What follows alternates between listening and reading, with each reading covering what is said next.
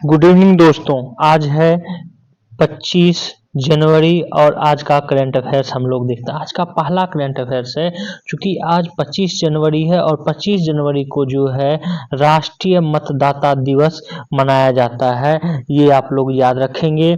और इस बार जो है 2024 में 14वां राष्ट्रीय मतदाता दिवस मनाया जाता है। इसका मतलब ये हुआ कि भारत में राष्ट्रीय मतदाता दिवस जो है ये मनाना प्रारंभ हुआ 2011 से।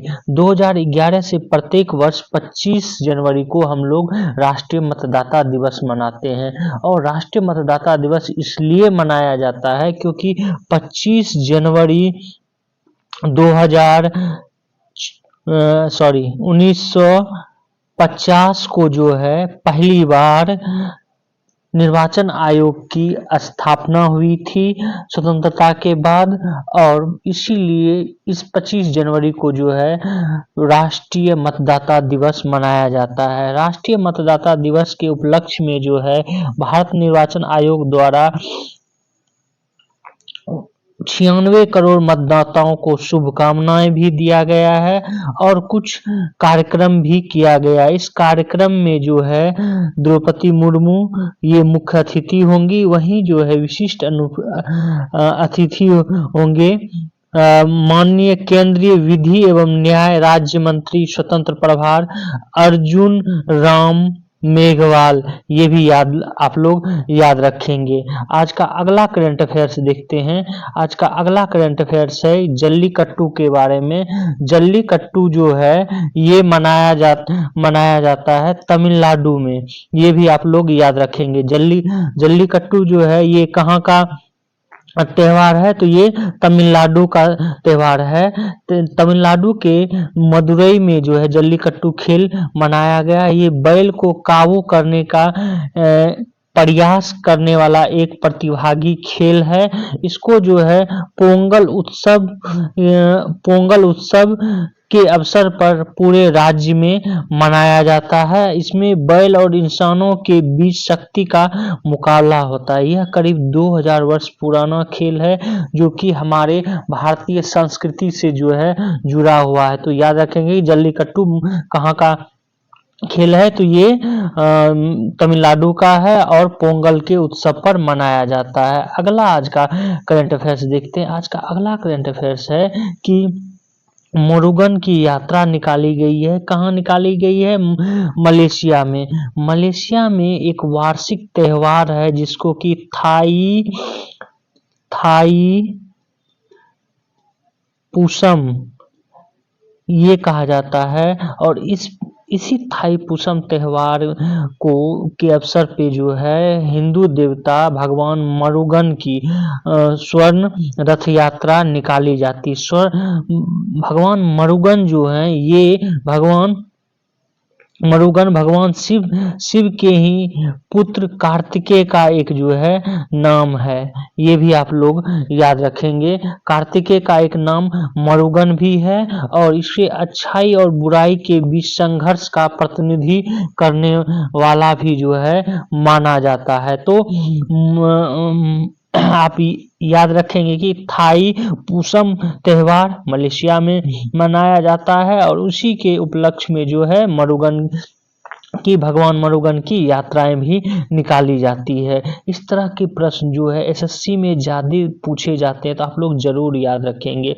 अगला आज का करंट अफेयर्स है कि जयपुर में जो है प्रधानमंत्री नरेंद्र मोदी और राष्ट्रपति फ्रांस के एमेनुअल मैक्रोन ये जो है रोड शो भी करेंगे। और फ्रांस के राष्ट्रपति एमेनुअल मैक्रोन ये 26 जनवरी में जो भारत में परेड निकाला जाता है गणतंत्र दिवस के समारोह में, उस परेड में जो है ये उस समारोह में 26 जनवरी के समारोह में इस बार जो है भारत के अतिथि भी होंगे। और ये भी आपको बता दें ये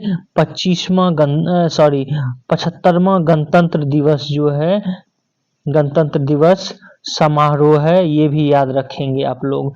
और इस अवसर पर साथ ही साथ जो है ये भी बता दें व्यापार से संबंधित बहुत सारे मुद्दों पर भी बात होंगी, जिसमें कि भारत और फ्रांस के बीच 26 राफेल एम, एक तो आपको बताया जा चुका है पहले ही कि राफेल विमान भी भारत में खरीदा जा रहा है। तो एक वायुसेना के लिए राफेल विमान, और ये जो 26 राफेल की बात हो रही है, ये राफेल एम मतलब मरीन वर्जन, जो कि आईएनएस विक्रांत पर जो है इसको डिप्लॉय किया जाएगा। तो राफेल, उसके बाद युद्ध विमान और 3 स्कॉर्पियन पनडुब्बी भी जो है खरीदने पे बात चल रही है।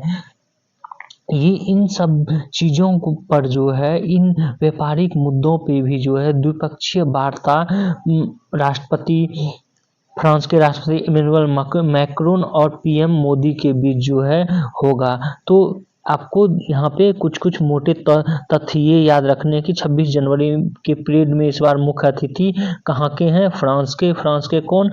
यहाँ के राष्ट्रपति जो हैं, फ्रांस के राष्ट्रपति इमैनुअल मैक्रोन जो हैं मुख्य अतिथि हैं, ये भी याद रखेंगे। और ये भी आपको बता दें कि इस बार जो है फ्रांस के सेना जो है वो भी इस परेड में इस बार भाग ले रही है। अगला आज का करंट अफेयर्स देखते हैं। आज का अगला करंट अफेयर्स है यूएनजीए अर्थात संयुक्त राष्ट्र महासभा के जो अध्यक्ष हैं डेनिस फ्रांसिस, ये जो हैं ये भारत आए हुए हैं और इन्होंने कहा है कि सुरक्षा परिषद में जो है सुधार की नितांत जरूरी है। और इन्होंने कहा संयुक्त राष्ट्र सुरक्षा परिषद के पिछले कुछ वर्षों में वैश्विक शांति और सुरक्षा को मजबूत करने में जो है कुछ मुद्दे को लेकर असमर्थ रही है, और अगर भारत इसमें सम्मिलित होता है तो भारत जो है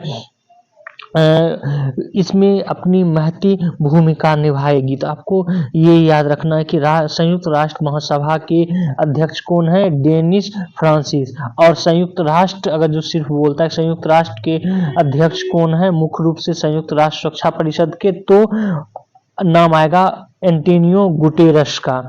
ये भी आप लोग याद रखेंगे। अगला आज का करंट अफेयर्स देखते हैं। आज का अगला करंट अफेयर्स है भारत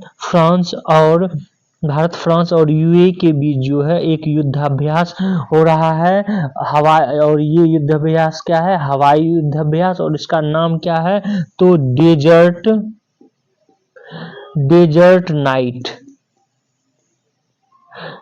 नाइट युद्धाभ्यास हो रहा है। और इस युद्धाभ्यास में डेजर्ट नाइट ये 3 देशों के वायुसेना के तालमेल और पारस्परिकता बढ़ाने की बात को लेकर हो रहा है। और इसमें जो है भारत की ओर से सुखोई 30, MKI, MiG-29, जगुआर लड़ाकू विमान, ये सब जो है भाग ले रहे हैं। वहीं पर आप देखेंगे फ्रांस की ओर से जो है देखेंगे तो राफेल फ्रांस की ओर से भाग ले रहा है, राफेल लड़ाकू विमान और मल्टी रोल परिवहन विमान। वहीं यूएई की ओर से F-16 विमान, लड़ाकू विमान जो है इसमें भाग ले रहा है। तो आपको महत्वपूर्ण तथ्य ये याद रखना है कि डेजर्ट नाइट 2024 का युद्धाभ्यास जो है ये किन किन देशों के बीच हुआ है? तो फ्रांस, यूएई और भारत के बीच। अगला आज का करंट अफेयर्स देखते हैं। आज का अगला करंट अफेयर्स जो है ये है कि शांति समझौते जो है के बाद भंग हुआ उग्रवादी संगठन उल्फा जो है एक उग्रवादी संगठन था। कहाँ का? तो असम का। ये याद रखना है आपको। और इस अभी जो है क्या हुआ है कि ये असम केंद्र सरकार और उल्फा के बीच, तो केंद्र सरकार, राज्य सरकार मतलब असम और उल्फा, ये याद रखेंगे क्योंकि इस तरह के प्रश्न पूछे जा चुके हैं कि जब कोई संगठन से संबंधित कोई समझौता होता है तो उसमें कौन कौन भाग लेता है। तो इस तरह के प्रश्न जो है पूछे गए हैं कि नॉर्थ ईस्ट में ही एक संगठन था जिसमें कि सिर्फ और सिर्फ दो, मेघालय और असम के बीच जो है समझौता हुआ था, और ऑप्शन में दिया गया था कि वो समझौता मेघालय, असम और केंद्र सरकार तीनों के बीच हुई थी। तो इस तरह से जो है प्रश्न पूछे जाते हैं। तो उल्फा से संबंधित अभी जो समझौते हुए उसमें तीनों हैं, भारत सरकार, केंद्र सरकार, राज्य सरकार अर्थात असम और उल्फा संगठन, ये तीनों हैं। इन तीनों के बीच जो है त्रिपक्षीय शांति समझौते पर हस्ताक्षर हुआ है। यहाँ पर ये भी बता दें आपको कि इस संगठन की जो है स्थापना या ये संगठन आया कब बना था, तो 1979 में जो है एक असम स्वतंत्र राज्य की मांग को लेकर ये अलगाववादी संगठन अस्तित्व में आया था, जो कि अभी वर्तमान में समझौते के द्वारा जो है इसको समाप्त कर दिया गया है। अगला आज का करंट अफेयर्स देखते हैं। आज का अगला करंट अफेयर्स है सूर्योदय योजना के बारे में, जिसके बारे में हम पहले भी चर्चा कर चुके हैं कि सूर्योदय योजना जो है 22 मतलब पूर्व के वीडियो में हम बता चुके हैं आप लोगों को।